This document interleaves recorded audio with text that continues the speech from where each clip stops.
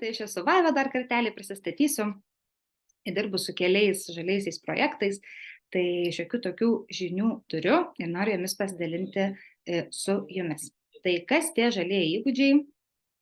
Pirmiausia, žalieji įgūdžiai yra tam tikri įgūdžiai, žinios, kompetencijos ar nuostatos, kurios padeda mums siekti tvaresnės ir atsinaujinančios mūsų visų ateities. Tai bendrai kalbant, yra tam tikri aspektai, kuriais galime ugdyti savo mentalitetą ir žinias, kad tai, ką darome, nekenktų aplinkai, bet padėtų ją išsaugoti. Ir kad tų išteklių užtektų dar kelioms kartoms į priekį. Taip, ir taip pat būtent žalieji įgūdžiai mums padeda pasiekti ir DVT tikslus, tai yra darnaus vystymosi tikslus. Yra tam tikri tikslai, kuriuos paskelbė jungtinės tautos. Šiuos tikslus turi pasiekti visos šalys iki 2030 metų, jeigu neklystu. Ir būtent du tikslai, tai yra pramonė, inovacijos ir infrastruktūra, bei atsakingas vartojimas ir gamyba, yra tie tikslai, kurie reikalauja įgyti žalių įgūdžių ir kurie rodo tų įgūdžių svarbą. Taip. Galime keliauti toliau.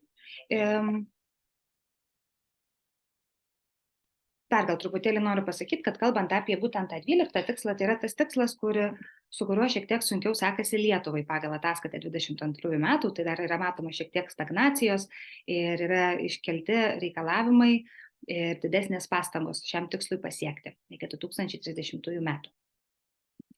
Bendrai dar kalbant apie žalių įgūdžių sektorius, tai UNIDO 22 metais paskelbė tokias 4 sritis, 4 sektorius, kuriuose galima tuos žaliuosius įgūdžius rasti, arba kaip juos atskirti. Tai yra inžineriniai ir techniniai įgūdžiai, vadinami kietieji įgūdžiai, tai yra tam tikros žinios ir išmanimas, mokslo įgūdžiai, tai būtent tam tikri gamtamokslų žinios, fizika, chemija, biologija ir veiklos valdymo įgūdžiai. Mes čia kalbame apie organizavimą darbų ir stebėsenos įgūdžiai. Tai yra gebėti prižiūrėti, kaip tas pokytis vyksta, kaip darbai yra vykdomi ir panašiai. Tai dar šiek tiek grįžtant prie tų kietų ir minkštų įgūdžių, man labai patiko citata, kurią matote dabar skaidrėje. Tai kad savo gyvenimą naudojantis tiek kietaisiais, tiek minkštaisiais įgūdžiais galima įgyvendinti mažus pokyčius, kurie kartu su kitų žmonių padarytais pokyčiais gali lemti didelius pasikeitimus. Tai kalbant būtent apie žaliąją sritį, tiek apie žiedinę ekonomiką, apie kurią Vaida kalbėjo, tiek bendrai apie žaliuosius įgūdžius, tai kietieji įgūdžiai, kurie yra labai aiškus techniniai tam tikri gebėjimai ir išmanimas, bei minkštieji, kurie daugiau kalbame apie bendravimą, apie tam tikrą suvokimo keitimą, tai yra tai, kas keičia mūsų mentalitetą ir kas ugdo mus ne tik daryti, bet suprasti, kodėl reikia rūšiuoti, suprasti, kodėl reikia pirkti ilgaamžiškus produktus ir panašiai. Taip pat dar grįžtant prie minkštų ir kietų įgūdžių, negu taip visai drąsiai galėtumėm juos atskirti, tai būtent minkščiai yra tas mąstysenos pokytis, ne kažkokia reali technika ar gebėjimas, tai pavyzdžiai galėtų būti 7-osios kartos mąstysena, tai yra kaip mąstome, kaip mūsų tam tikri veiksmai paveiks 7 kartas į priekį. Čia mes kalbame apie tą patį ilgaamžiškumą, kuris irgi yra vienas iš to mąstysenos bruožų. Ir taip pat cathedral thinking arba į ateitį orientuotas mąstymas. Taigi šiek tiek mąstom ne tik apie tai, ko mums dabar reikia, bet ir apie tai, kad kaip mūsų dabartiniai poreikiai sprendimai paveiks ateitį. O kiti įgūdžiai yra tiesiog tam tikros specifinės žinios ir praktikos. Tai va, ir mūsų tie žalieji įgūdžiai, kaip ir kalbėjau, būtent jų ugdymas, jų įsisavinimas ir galvojimas apie ateitį, tai veikia teigiamai ir aplinką mūsų, ir pačią ekonomiką, bei gyvenimo kokybę. Net kalbant apie žiedinę ekonomiką, daug kas galvoja, kad dėl žiedinės ekonomikos verslo sektorius tarsi praras dalį pinigų, tačiau tai irgi nėra tiesa. Tiesiog pats veiksmas, kitaip patys procesai pradeda vykti.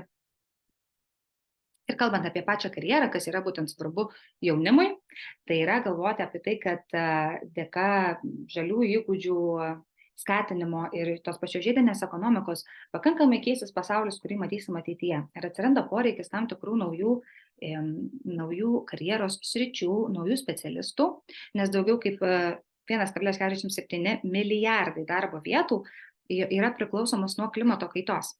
Tai reiškia, priklauso ir tai nuo žalių įgūdžių įsisavinimo, ir nuo žiedinės ekonomikos, ir visų kitų kaitos aspektų, kurie vyksta aplinkosauginėje srityje. Ir būtent ta didėjanti žalių įgūdžių paklausa ir tvarumo svarba pasaulinėje darbo rinkoje ir diktuoja tą poreikį apie tai mokytis, kalbėti ir veikti atitinkamai. Tai vienas iš kelių pavyzdžių, kokios tos galimos žalių įgūdžių reikalaujančios darbo vietos ir keli žalių įgūdžių pavyzdžiai, tai pavyzdžiui atsinaujinančios energijos technikas arba inžinierius. Tai įgūdžiai, tarkim, kiti įgūdžiai būtų žinios apie atsinaujinančios energijos technologijas, analitiniai įgūdžiai, problemų sprendimas. Kitą profesiją turime tvaraus žemės ūkio specialistas. Tai irgi įgūdžiai yra išmanimas, kaip visada. Tai būtent išmanimas ir domėjimasis, kaip, kas ir kodėl, o ne tik darimas, yra labai svarbi žalių įgūdžių dalis. Tvaraus kraštovaizdžio formavimo technikas. Vėl mes turime žinias apie priežiūrą, apie praktikas, pagrindinius dizaino principus. Tai tarsi išsiplečia dar labiau reikalingi įgūdžiai ir žinios, negu reikėjo anksčiau. Saulės kolektorių montuotojas, išteklių valdymo ir aplinkosaugos pareigūnas. Man pačiai kai kurios profesijos buvo visai naujos, bet tai taps mūsų kasdienybė, dėl to yra labai svarbu ir pačiam jaunimui domėtis, kokių tų įgūdžių reikėtų, kokių žinių reikėtų ir apie ką galima domėtis jau dabar, ar besimokant mokykloje, kad save tarsi ruošti ateičiai ir žinoti truputėlį daugiau ir taip padėti ir savo ateičiai, ir pasaulio ateičiai. Tai va, dar šiek tiek, kadangi pasidalinsim su jumis skaitėmis, bent jau aš savomis tai tikrai, tai pasidalinu tam tikrais keliais internetiniais ištekliais jaunimui, kurie galėtų būti įdomu pasiskaityti daugiau apie ką tie žalieji įgūdžiai, ką galima išmokti, ką galima sužinoti. Ir galbūt yra klausimų šią temą. Stengiuosi taip trumpiau, kad jūsų laiko per daug nenaudoti, bet jeigu yra klausimų, labai norėčiau juos išgirsti. Arba galit parašyti. Matau, klausimų nėra. Tuomet galime keliauti toliau. Yra klausimas vienas, to jūs pažiūrėsim. Skaidrėmis tikrai pasidalinsim, aš paklausiu Vaidos, ar Vaida irgi sutiks skaidrėmis pasidalinti, aš tai tikrai savomis pasidalinsiu. Ir įrašas taip pat bus mokymų, ir kai jis bus prieinamas, pasidalinsime su jumis visais. Taip, ir tada keliauju prie savo paskutinės skaidrės, tai kadangi mūsų auditorija visai marga, kiek matau, tai kviečiu nuskanuoti QR kodą ir jums turėtų atidaryti žaidimą. Jeigu QR kodo nepavyks nuskanuoti ir šiaip, kad būtų smagiau, kartu žaidimą atidarysiu ir aš su jumis pažaisiu. Jeigu atsirastų drąsesnių, kurie norėtų ir galėtų įsitraukti ir man pasakyti atsakymus, kai aš pajungsiu žaidimą, būčiau labai dėkinga, bet jeigu drąsos truputėlį stoka, tai galit žaisti patys asmeniškai namuose, įsivertinsim žinias, ar kas nors liko galvelis iš to, ką išgirdau.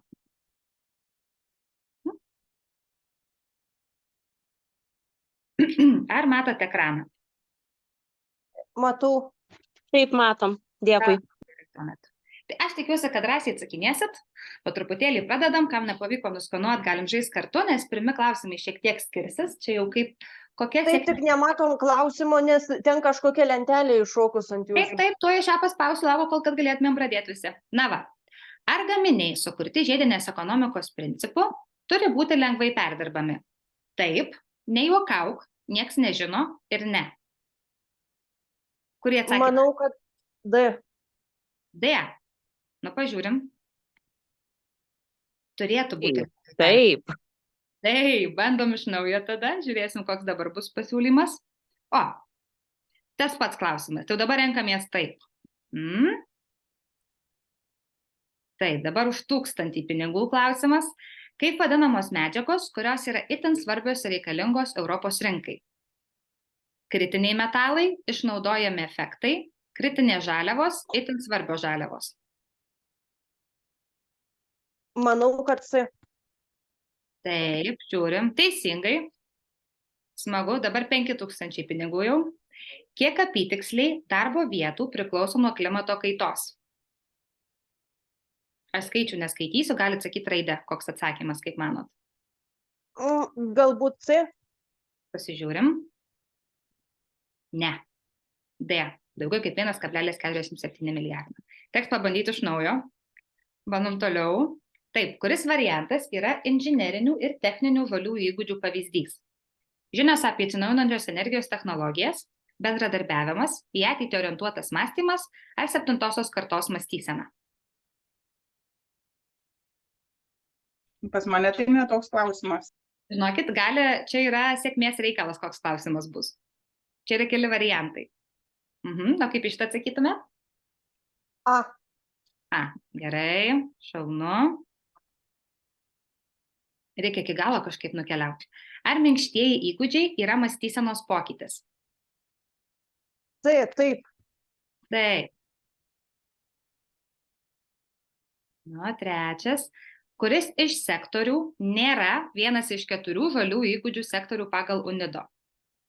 Veiklos valdymo įgūdžiai, inžineriniai techniniai įgūdžiai, stebėsenos įgūdžiai ar švaistymo įgūdžiai? Taip. Taip.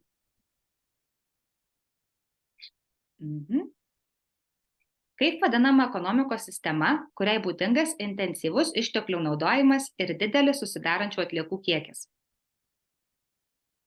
A. Taip, linijinė ekonomika. Šauniai, viską klausėte, gal šiaip žinot. Taip, kuriai darbo vietai yra būtini, neišvengiami netgi, žalieji įgūdžiai? Inžinierius, vidinės komunikacijos specialistas, technikas ar tvaraus kraštovaizdžio formavimo technikas? D. Taip. Tačiau kita vertus, gal jau ir visiems kitiems ateiti reikės. Taip, aišku, kad reikės, dėl to ir klausimas sako, kad jau čia kam būtina būtų. Ir paskutinis, koks buvo pasaulinis žiediškumo lygis procentais 2023 metais? 7,2. Taip, 7,2. Ačiū labai ir sveikinimai. Esate žiedinės ekonomikos ir žalių įgūdžių ekspertas. Tai ačiū Jums labai, kad dalyvavot žaidimu, irgi pasidalinsime. Galėsit ir patys pažaisti arba kam nors parodyti.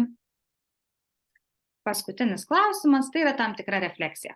Tai kviečiu Jūs mintyse pareflektuoti kažkokį vieną sakinį arba mintį, kurį įsinešate, kas Jums svarbu. Ir jeigu turėsite drąsos, būtų labai smagu bent vieną mintį išgirsti. Tai porą minutėlių skirkime šitam. Bent jau man tai kaip ir toks svarbiausias dalykas ir tai, esminiai skirtumai tarp žiedinės ir linijinės ekonomikos. Ačiū, labai smagu girdėti. Gal dar kas nors norėtų pasidalinti? Tyla. Na ir gerai. Aš tikiuosi, kad patys apgalvočiau, gal kažkas man rašo, matau. Per lėtai dirbama reikiama linkme ir kažkas dėkoja, kad buvo įdomu. Tai labai smagu matyti, kad buvo įdomu. Mūsų šitas seminaras vyko projekto CA+, arba Gamification, Digitalization and Practical Tools for Developing Circular Economy Skills, labai ilgas pavadinimas, bet vyksta šio projekto dėka. Šis projektas yra apie žiedinę ekonomiką, apie žaliuosius įgūdžius, žaidybinimą. Tai šiek tiek žaidybinimo išbandėme ir mes kartu. Bendrai, jeigu yra ir mokinių, ir pedagogų čia, tai nuoširdžiai siūlau programėlę Learning Apps. Tai yra visiškai laisvai prieinama ir nemokama svetainė, kurioje galima kurti žaidimus patiems ir vėliau jais dalintis. Tai ta programėlė kūriau ir aš žaidimą, kurį kartu žaidėme. Tai nuoširdžiai rekomenduoju. Galbūt pravers. Tai ačiū Jums dar kartelį, linkiu gražios dienos ir pasidalinsime su Jumis skaidrėmis per ateinančią savaitę, manau. Viso geriausio.